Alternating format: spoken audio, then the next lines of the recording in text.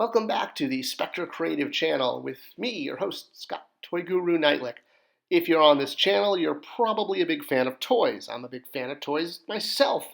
I collect toys and I work on toys. It's actually a pretty blessed life, and I feel very grateful. I had the opportunity to work on these toys, well, not these actual toys, but He-Man toys for about 10 years at Mattel, and I'm not at Mattel anymore, but I'm still a He-Man fan, and we are now at the precipice of the next generation of He-Man toys that are coming out at retail.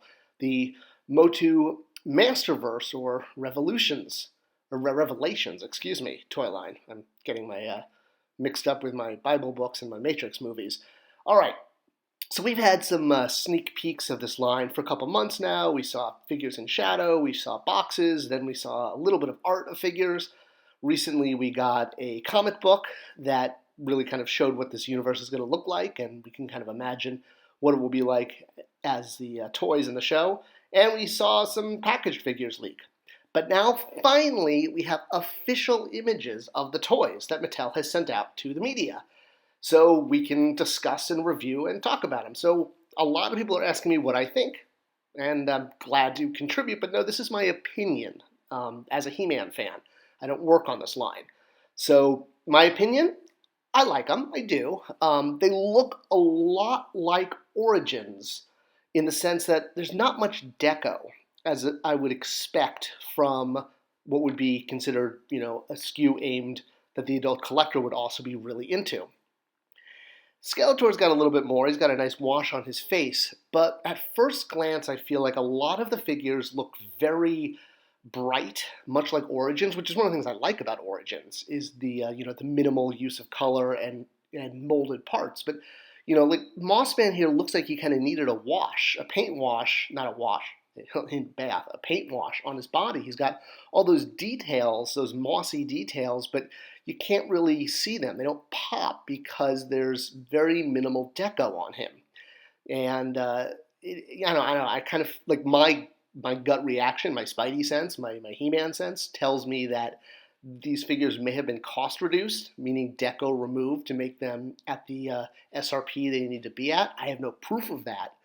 It's also interesting how Evelyn is looking quite buff. The females seem to have been working out between the Filmation series and the new Kevin Smith series. Although I do like her eyes a lot. I think they did a beautiful job on her face. She's got a very attractive face and very nice deco on the eyes and the lips there. And then, of course, there's the big elephant in the room, or the big horned Skeletor in the room. Obviously, the big bad of the series. And on one hand, they're kind of, giving away the ending with this figure. On another hand, it's kind of hard not to do that. You don't always get a Baby Yoda situation where you can sit on a design for 2 years. Sometimes you have to maximize it. I think one of the standouts is the Battle Cat figure, not only because of the articulation, but the fact that it does maintain so much of the original Filmation vibe in the mask, with the painted eyes coming through the mask. And because the mask and the saddle are removable and the head underneath actually looks a bit more cringery, you kind of finally get a fully articulated Cringer. I wouldn't mind even getting this to put it with my Classics collection and have an articulated Cringer figure. So, that I think is really cool. So, yay. Now, what about the show itself? Well, the show is supposed to be a bridge between the original series from Filmation, but it's interesting how much 2000X seems to have creeped in, like Prince Adam here being skinnier. Or even this shot of He-Man versus Skeletor.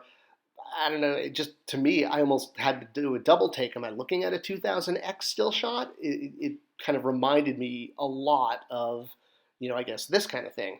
But, anytime He-Man and Skeletor are crossing weapons and glaring at each other, it's going to look similar, and you're guaranteed to have that in any He-Man cartoon. And, it looks like the heroes have been through quite a lot. Roboto there wearing a I don't know, a poncho. Orko also looks a lot like his 2000X version, with kind of the longer hat and, added details there. Teela, much like Evelyn, buffing up, but, she is a warrior. She's, the warrior goddess. So, hey, she should be able to kick butt. This one's my favorite, though. This shot is just gorgeous, and that's very, very Motu. I don't know if he's in the Hall of Wisdom or in Eterno's Palace, I guess we'll all find out when the Netflix show comes out, but, always great to see He-Man on Battle Cat. All right, so my thoughts on this line and this show as far as retail. Well, one thing is, there's a lot of He-Man at retail right now. Like, a lot. There's more than we've ever had, actually, in the history of the brand. More different form factors.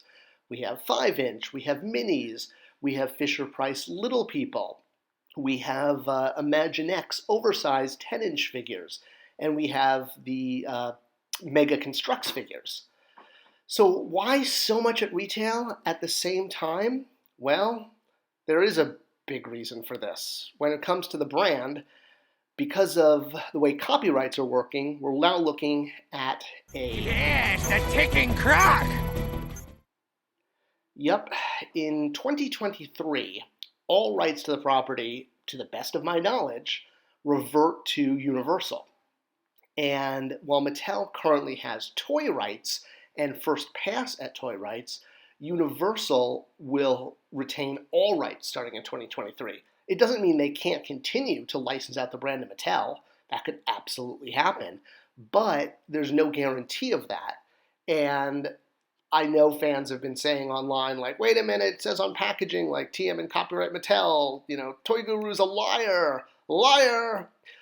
No, of course it says TM and copyright Mattel. The toys, Mattel still has the trademark for the toys. But how do I know this? How do I know it's reverting to Universal? Because we paid royalties to the IP owner for every single Motu Classics figure or Motu toy that I worked on, even Snout Spout.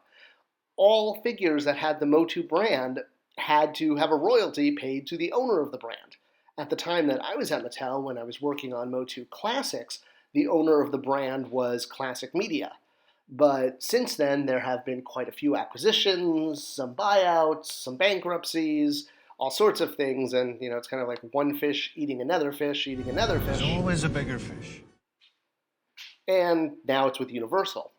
All right, so in conclusion, and here's kind of the big thing, how will Masterverse toys do at retail? Like, what is my opinion? Since, again, I'm getting this in the comment section.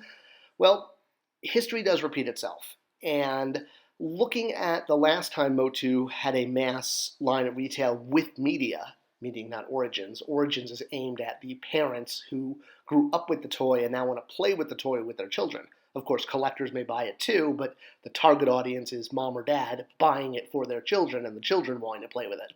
So kids need to get into it for the line to be a success. So 2000X was meant to be the same thing. It was meant for a new generation of kids, but it didn't really hit with kids. That was the main reason that it didn't succeed at retail. Collectors really liked it, and there were SKUs specifically developed for collectors. I think, this Keldor from San Diego Comic-Con is the prime example. It was not sold at retail. It had a plussed-up deco, had a more obscure character, all the things that collectors want. This was a collector figure. It was one of the only collector figures, this and She-Ra, done for the line. So how will it do at retail? It really depends on kids. I know it's, Masterverse is supposed to be a collector-aimed line, but without kids, it's going to be tough to see the turns that you need to get. I'm also a little concerned about the price point. So, is that going to be a price point that collectors can swallow for a 6-inch figure with, deco that's not at the level of, say, like the Deluxe Black Series Boba Fett figure, which used deco to push it into the deluxe category. Now, don't get me wrong. I want this brand to succeed. I'm a huge fan of it. I wish Mattel and the brand and Universal huge success, but what really excites me is the other Netflix show, the CGI show. We haven't seen the figures yet, but we've seen kind of this still image. This is the one aimed at kids completely, and kids are where the money is.